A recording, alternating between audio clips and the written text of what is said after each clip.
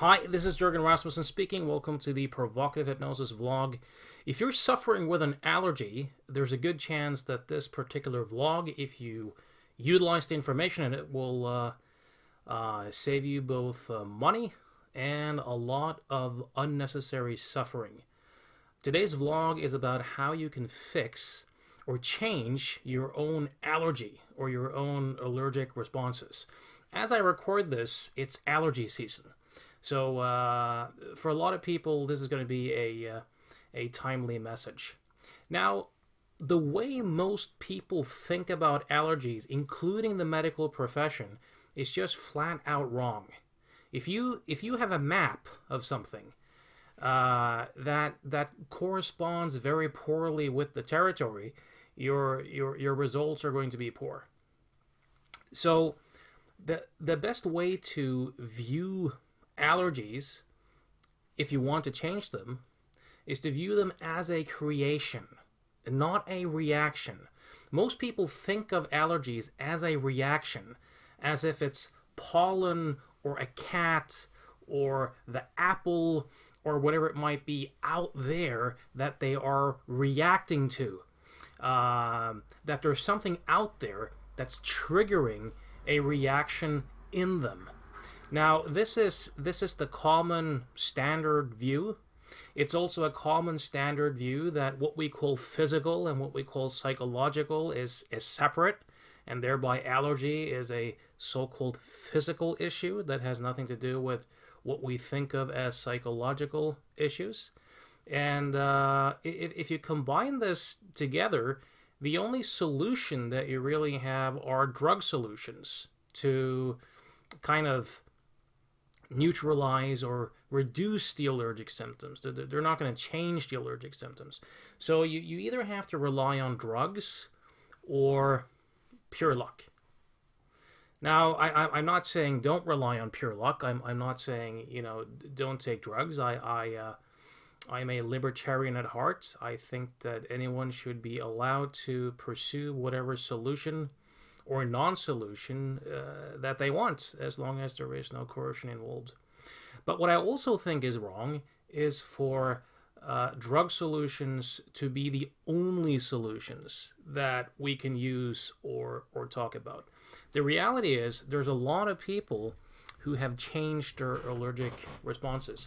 I have, during the last 20 years as an agent of change, helped countless people, way more than I can remember, to change and alter their own allergic responses.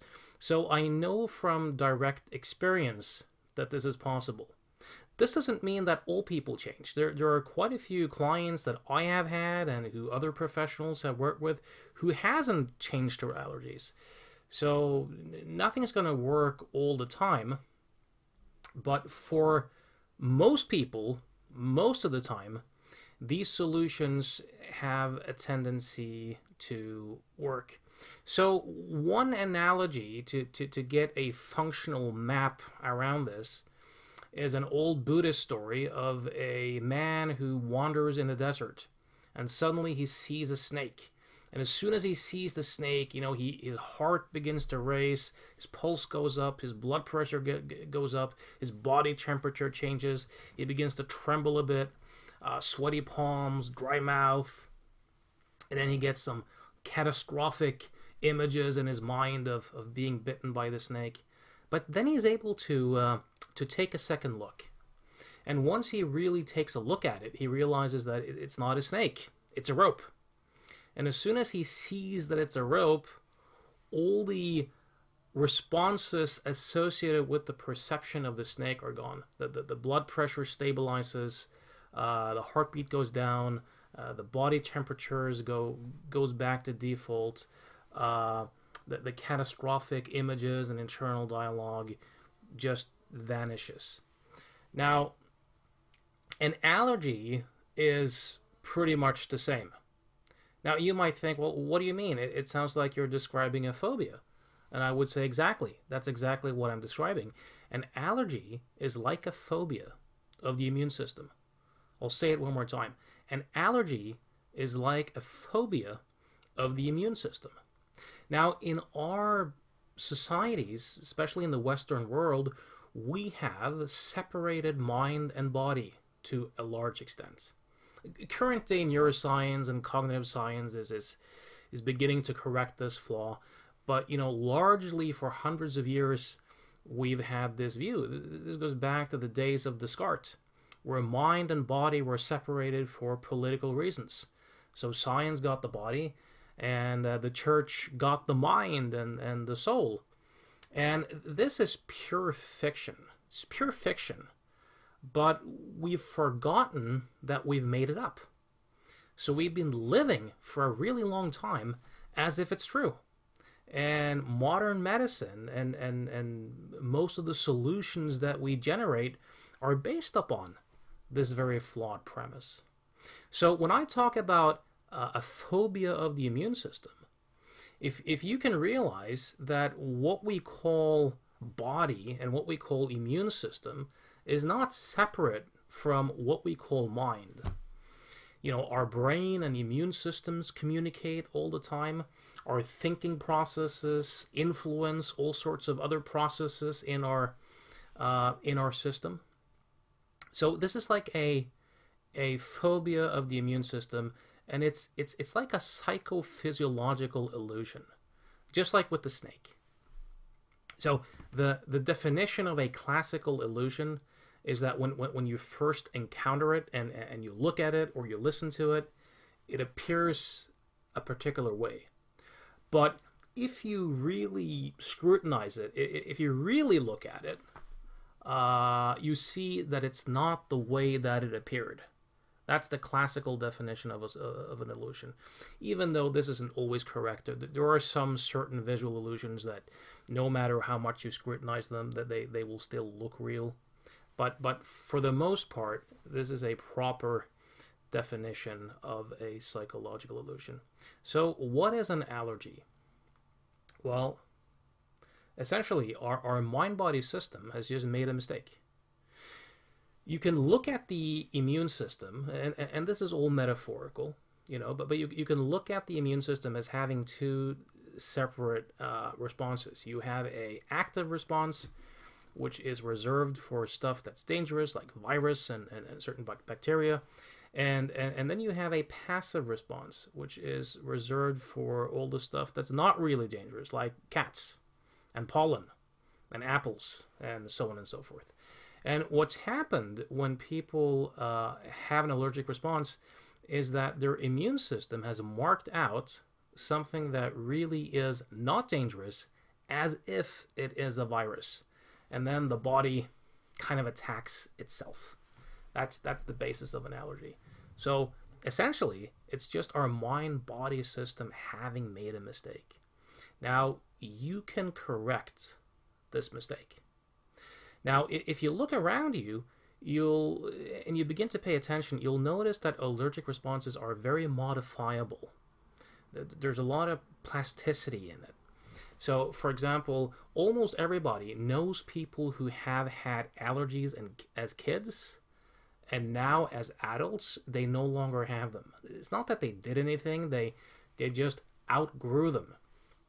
And the question becomes, what does this outgrowing really entail? What happened? You have the same genes, you have the same basic mind-body system operating, but you no longer have the allergic responses. A lot of people who have experience with psychotherapy have encountered people who have made some profound changes. So they might have resolved trauma or some deep-seated conflicts, or just really experienced a deep shift in consciousness. And lo and behold, even if they never specifically worked on it, allergies are gone, or certain skin disorders are gone, or chronic pain is gone, or lower back pain is gone. So this isn't too uncommon either. Now, there are plenty of people who medical tests will show are allergic, but they have no symptoms. I'm one of them. Just by chance, a couple of years ago, having done some blood work, my physician was alarmed and said, "Jürgen, you must go nowhere near cats. You have a severe cat allergy. It will be dangerous for you to be around cats. Now, I've been around plenty of cats, never had an issue, never had a problem with it. So even though the medical tests say that I'm allergic, I have no issues with it whatsoever. The really funny part is the next couple of times after I heard that I had a severe allergy and I was around a cat, I started to get just an inkling of the symptoms. I started laughing. I told my brain, knock this shit off. And it did. It never came back. There are other people who medical tests will show are not allergic, but they still have all these symptoms that you would have if you were, quote unquote, allergic. I've tricked clients and told people with cat allergies and dog allergies that there has been accidentally a dog in my office, and that I've had a very neurotic woman who had her kitten in her big purse, and it's been in my office, and I'm very sorry. And more often than not, when I've done this, I haven't done it that many times, but more often than not, when I've done this, the client has responded with allergic symptoms. I once did a seminar for a bunch of golfers at a hotel. This was in a period when I worked with a golfer who coincidentally won a national title in golf during the period that we worked together. And I hypnotized this guy who I worked with as a demo subject on stage. Was a somnambulist, an excellent hypnotic subject. I hypnotized him to hallucinate that it was June. This was in February, if I remember correctly. That it was June and that he was playing golf. Now, in reality, we were in a hotel seminar room in February, but he hallucinated that he was playing golf in the summer, and he had a full-on allergic response.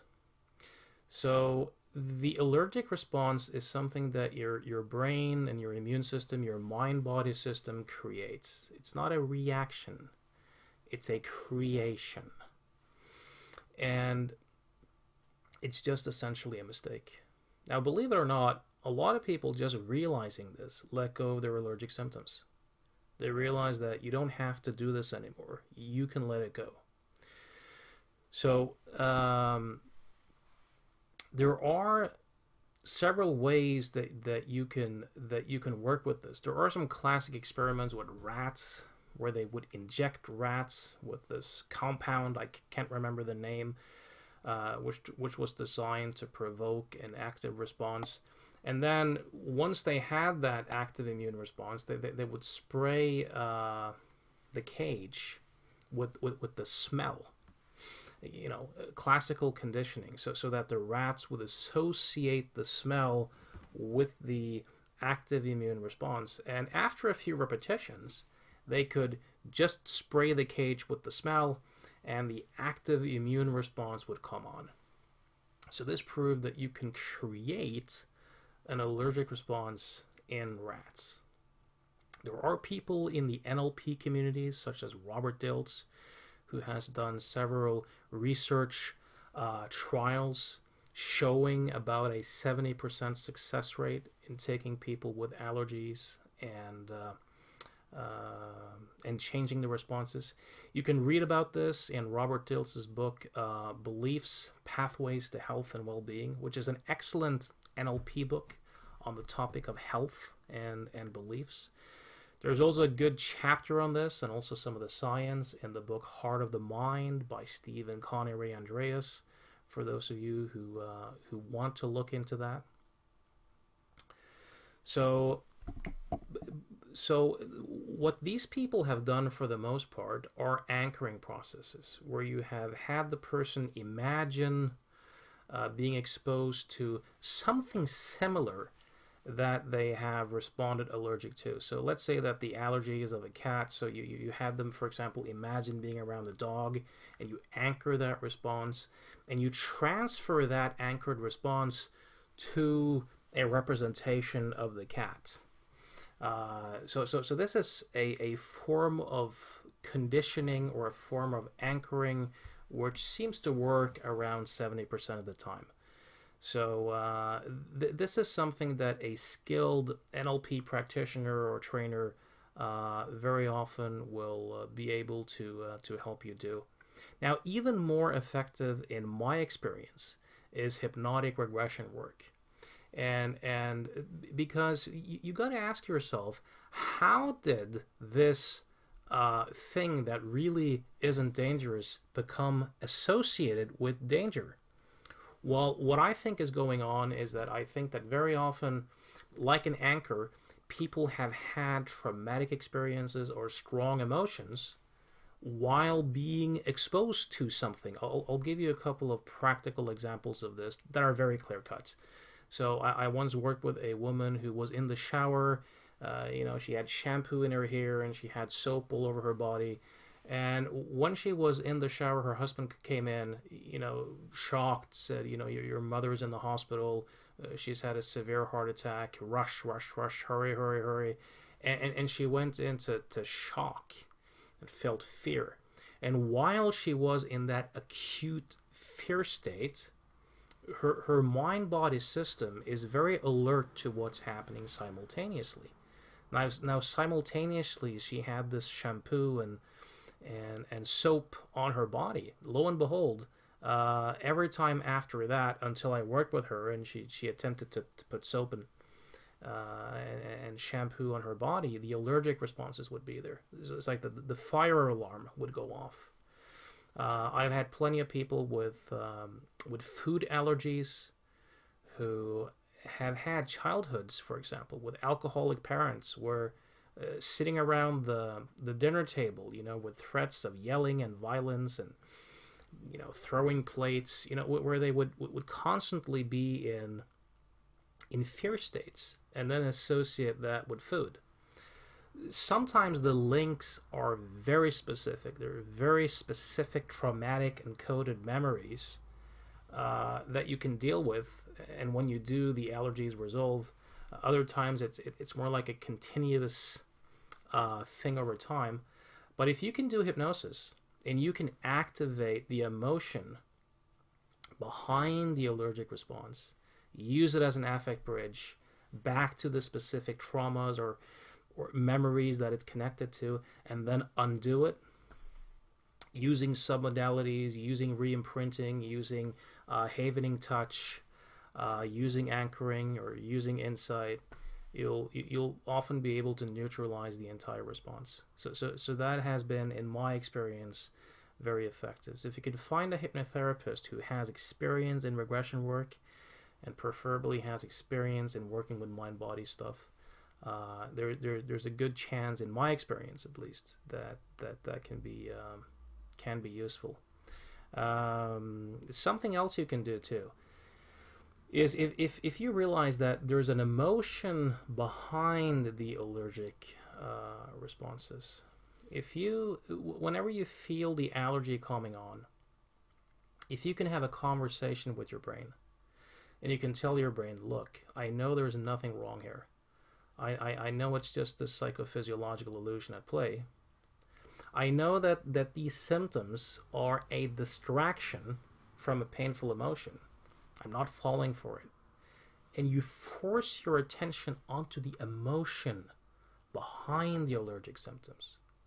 You force your attention time and time again back to the emotion behind the allergic symptoms. Once you do that, and you do that repeatedly, you disrupt the whole distraction. You take away the need for an allergy, so to speak. This is also very often the case with chronic pain, migraines, for example. If you have migraine headaches, the moment you sense the first signals that the migraine is coming on, if you get pen and paper and you just force your attention on your emotional life and you start to brainstorm, what am I raging about? What am I sad about? What am I scared of? And you just force your attention to your emotional life. And you have the conversation with your brain that says, look, I know that there's nothing wrong here, per se. I know it's a distraction to distract me from painful emotions, but I'm ready and willing to feel the emotions. Let me feel the emotions. What's going on here? If you can do that, you have a very good chance of solving the allergy. I highly recommend the book The Mind-Body Prescription by Dr. John Sarno for more information on this, to be able to see it more clearly. Let me end with this, and you can give me feedback on how this works for you. This is a very simple strategy that I have taught quite a few people to do. It's been successful way more often than it has not been successful. So not all people have responded to it, but that's true of everything. But more people than not have responded to it. If you can realize that this is a pattern, this is a pattern. It's a psychophysiological pattern. Now, if you disrupt a pattern early on, the rest of the chain won't fire off. So to be able to do this, it really helps if you've done some mindfulness, some meditation, if you have the capacity to concentrate, if you have some sensory clarity so that you can track your own internal experience, that really helps. But the whole trick here is to notice in great detail, as if you have a microscope, what happens internally when the allergic response happens. So what exactly happens in your body? So for example, let's say that you notice that the first thing that happens is like an inkling sensation in your nose where you really want to sneeze. And let's say that the next thing that happens is that your face tenses up. And let's say that the next thing that happens then is you just start sneezing and sneezing and sneezing, and then your eyes start to scratch, and then your mouth kind of swells up. You know, let's say that that's kind of the chain of events. Now, what you want to do is that you want to suppress and not act on the first thing that happens in the chain. So the earlier in the chain you can catch it, the easier. So let's say that you notice a couple of times, you notice that, the first thing that happens is this tingling, inkling sensation in my nose and tensing of the facial muscles before I sneeze. So what you want to do is the next time you then notice the inkling in your nose and you notice that your face wants to tense, deliberately relax your facial muscles. Deliberately relax your facial muscles. Change your breathing. Suppress that sneeze. Might be hard at first, but really, really suppress it. Really suppress it so that it doesn't start. It's hard. Might take a little bit of concentration, a little bit of practice. And you might have to repeat it a few times.